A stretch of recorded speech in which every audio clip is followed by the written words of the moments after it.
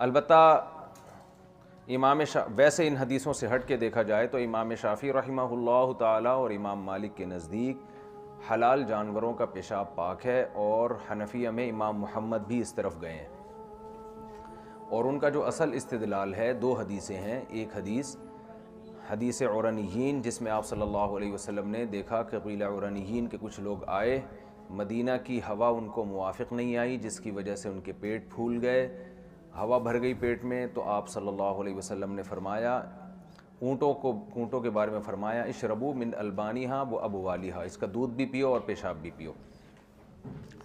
تو یہ حدیث عرنیین دلیل ہے امام مالک کی اور امام احمد بن حنبل اور امام شافعی کی کہ دیکھو اونٹ کا پیشاب کیا ہے، حلال جانور ہے اس لیے۔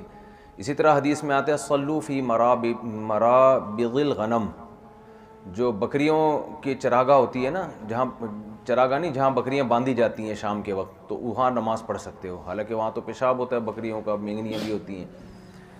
لیکن امام ابو حنیفہ، امام یوسف کے نزدیک حلال جانوروں کا پیشاب کیا ہے، ناپاک ہے۔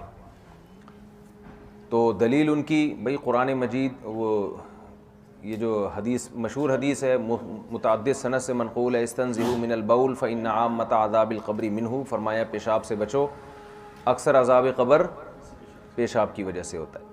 تو اس میں کوئی فرق نہیں کیا آپ نے جانوروں کا پیشاب، انسانوں کا پیشاب۔ حدیث میں آتا ہے مرہ رسول اللہ صلی اللہ علیہ وسلم بقبرین، دو قبروں کے پاس سے آپ گزرے۔ یہ حدیثیں سب صحیح ہیں، یعنی جو مخالفین ہیں وہ بھی حدیث کو صحیح مانتے ہیں، مشہور حدیث ہیں۔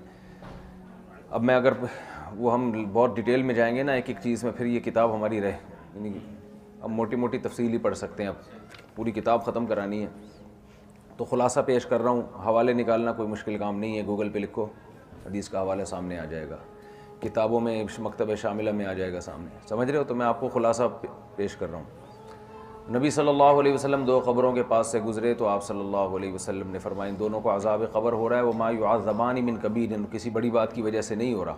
کیا مطلب؟ یعنی جس کو لوگ بڑا سمجھتے ہیں، اللہ کی نظر میں تو بڑی ہیں۔ ایک احدہما کان یمشی بالنمیمہ، ایک چغلیاں لگایا کرتے تھے، دوسرا کان لا یستنزہ من البول، لا یستتر من البول، یہ بھی ایک روایت میں پیشاب سے بچتے نہیں تھے۔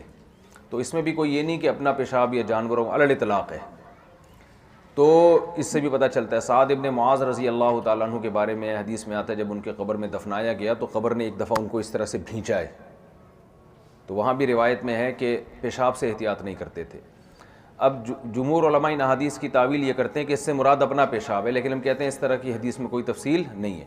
البتہ علامہ رشید احمد گنگوہی رحمۃ اللہ علیہ نے الکوکب الدری میں یہ بات بڑے وثوق کے ساتھ کہی ہے کہ حضرت سعد ابن معاذ رضی اللہ تعالیٰ عنہ کی زوجہ سے روایت ہے کہ سعد ابن معاذ بکریاں چرایا کرتے تھے اور جانوروں کے پیشاب سے احتیاط نہیں کرتے تھے، لیکن حضرت مفتی تقی عثمانی صاحب کہتے ہیں یہ روایت ہمیں کہیں ملی نہیں ہے، لیکن رشید احمد گنگوہی رحمۃ اللہ علیہ جیسے عالم نے بڑے وثوق کے ساتھ لکھا ہے تو کہیں دیکھا ہوگا۔ بہرحال اس سے استدلال جب تک اس روایت پر اطلاع ممکن نہ ہو، اس سے استدلال ممکن نہیں ہے، لیکن اگر اس روایت پر یہ روایت کہیں نکل آتی ہے، حوالہ مل جاتا ہے، تو یہ نص فی الباب ہو جائے گی کہ اس میں تو صاف پتہ چل رہا ہے کہ جو بھیڑ بکریوں کے پیشاب، لیکن بہرحال یہ تحقیق بعد والے لوگوں کے ذمہ قرض ہے کہ یہ اس روایت کو کہیں پتہ لگائیں اگر ملتی ہے۔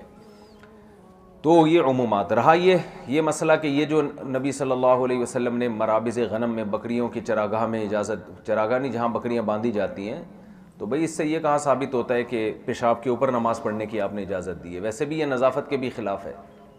صرف بکریاں جہاں بنتی ہیں تو کسی کو اشکال ہو سکتا تھا کہ بھئی یہ ایسی خراب جگہ ہیں، تو کوئی بات نہیں، آپ وہاں مصلی بچھا کے نماز پڑھ لیں۔ رہا مسئلہ یہ حدیث عرانیین کا کہ یہ اونٹ کا پیشاب پینے کی آپ نے اجازت دی، تو اس کا جواب یہ ہے، بعض نے تو کہا یہ علفت طبناً وماءً باردن کے قبیل سے ہے، کہتے ہیں میں نے بکریوں کو چارہ اور پانی چرایا، حالانکہ پانی پلایا ہوتا ہے اور چارہ کھلایا ہوتا ہے، لیکن چارہ کھلایا اور پانی، تو پانی کی طرف بھی کھلانے کی نسبت کر دی جاتی ہے، اس لیے کہ مخاطب خود سمجھ جائے گا کہ پانی پینے کی چیز ہے، کھانے کی چیز نہیں ہے۔ تو اسی طرح اشربوا من البانیہا، اصل میں حدیث یوں تھی کہ آپ نے فرمایا اس کا دودھ پیو، واستعملوا ابوالہا، اور اس کا پانی واستعملوا، اور اس کا پیشاب استعمال کرو، یعنی خارجی استعمال۔ تو راوی نے اس کو یا راوی نے یا خود نبی صلی اللہ علیہ وسلم نے اختصاراً ذکر کر دیا اس کو، یہ بھی امکان موجود ہے، کیونکہ ایک حدیث ہمیں اگر ملے تو اس کی وجہ سے عام قاعدے سے نہیں ہٹا جاتا. اصول یعنی اخبار آحاد کے ذریعے ایک واقعہ جزوی واقعہ ہے، اس کے ذریعے اصول تھوڑی وضع کیا جائے گا. دوسری بات یہ کہ یہ حدیث میں کہیں بھی نہیں ملتا کسی صحابی نے اس پر عمل کیا ہو، خود نبی نے بھی کبھی عمل نہیں کیا. پوری زندگی آپ صلی اللہ علیہ وسلم سے کہیں یہ ثابت نہیں ہے کہ آپ نے کسی بیماری میں اونٹنی کا پیشاب پینے کی اجازت دی ہو، یا خود پیا ہو، یا اس سے احتیاط نہ کی ہو، یا کسی صحابی نے اس پر عمل کیا ہو. تو اس کا صحیح جواب احناف کے نزدیک یہ ہے کہ نبی صلی اللہ علیہ وسلم کو بذریعہ وحی علم ہو گیا ہوگا کہ ان کی بیماری کا علاج اونٹ کے پیشاب کے علاوہ کسی اور چیز میں نہیں ہے. تو یہ ممکن ہے، وحی کا دروازہ کھلا ہوا تھا. تو یہ مضطر کے لیے ہے. ماہر طبیب ڈاکٹر اگر کسی کو کہہ دیں کہ آپ کی بیماری کا علاج فلاں چیز کے علاوہ کسی میں نہیں ہے، تو وہ حرام ہونے کے باوجود جائز ہو جائے گی. سمجھتے ہو کہ نہیں سمجھتے؟ تو یہ تداوی بالمحرم کے قبیل سے، حرام چیز سے علاج کرانا. تو اب ہمیں نہیں پتا کہ پیٹ کی بیماری کا علاج اونٹ کے پیشاب میں ہے یا نہیں ہے. کسی کا پیٹ خراب ہو جائے، پیٹ پھولنے لگے، تو اس کے لیے ہم یہ کہتے ہیں اونٹنی کا پیشاب یا کسی بھی جانور کا پیشاب پینا جائز نہیں ہے، اس لیے کہ ہم یقین سے نہیں کہہ سکتے. دوسری بات، ایک تو یقین سے یہ نہیں کہہ سکتے کہ اس کا علاج اس میں، دوسرا یہ بھی نہیں کہہ سکتے صرف اسی میں ہے. تو دو شرطیں ضروری ہیں. ماہر طبیب کہیں کہ آپ کا علاج کسی اور دوا سے ممکن نہیں ہے اور اس سے لازمی ہے، یعنی غالب گمان ہے کہ اس سے علاج ہو جائے گا، تو پھر ٹھیک ہے. تو یہ ایک جزوی واقعہ ہے، اس سے اصول مستنبط نہیں کیے جا سکتے. باقی یہ ضرور ہے کہ پھر امام ابو حنیفہ کے نزدیک یہ جو حلال جانوروں کا پیشاب ہے یہ ہے نجاست خفیفہ، نجاست غلیظہ نہیں ہے. نجاست غلیظہ وہ ہوتی ہے جو 1 درہم کے برابر بھی لگ جائے نا تو وہ معاف نہیں ہے، پھر اس کو دھونا واجب ہے، اس کے بغیر نماز نہیں ہوگی. لیکن نجاست خفیفہ میں 1 درہم کی قید نہیں ہے.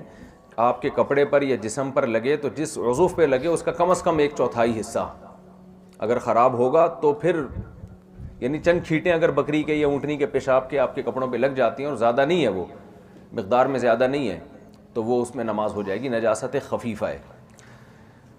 چلیں بھائی،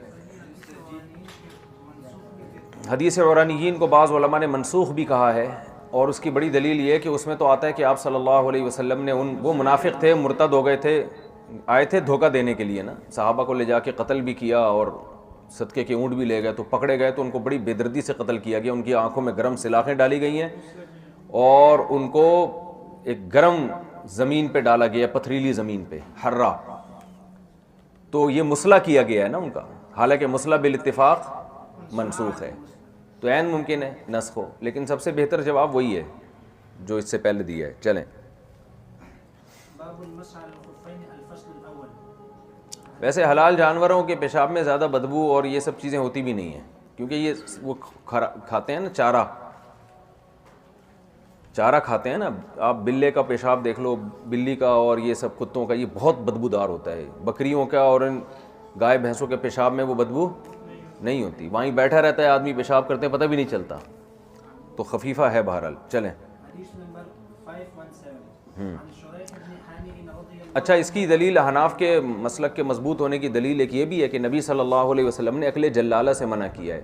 حلال جانور اگر گندگی کھاتا ہے اس کے گوشت کو کھانے سے منع کیا ہے، کیونکہ نجاست سرایت کر جاتی ہے اس کے گوشت میں. تو جب تک مرغی 3 دن پاکیزہ غذا نہ کھلائیں اور یہ باقی جانوروں کو، یہ جو اونٹ وغیرہ یہ گندگی کھا رہے ہیں، اگر ان کو جب تک 40 دن تک، گائے وغیرہ کو 40 دن تک صاف چارہ نہ کھلایا جائے تو ان کا گوشت حلال نہیں ہوتا. تو اس سے پتہ چلتا ہے کہ جب یہ گندگی کھانے سے ان کے گوشت میں نجاست سرایت کرتی ہے تو خود ان کی گندگی کیسے پاک ہو سکتی ہے؟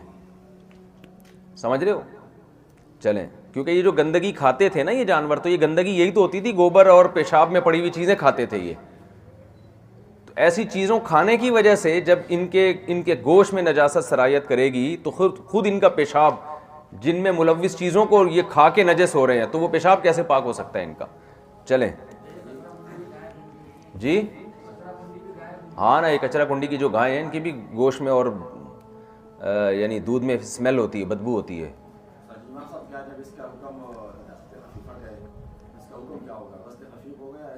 نہیں، غسل تو پورا ہوگا، لیکن یہ کہ مقدار میں یہ ہو جائے گا کہ زیادہ مقدار لگے گی تو پھر یہ کپڑے ناپاک ہوں گے، تھوڑی بہت مقدار میں ناپاک نہیں ہوتے. چلیں.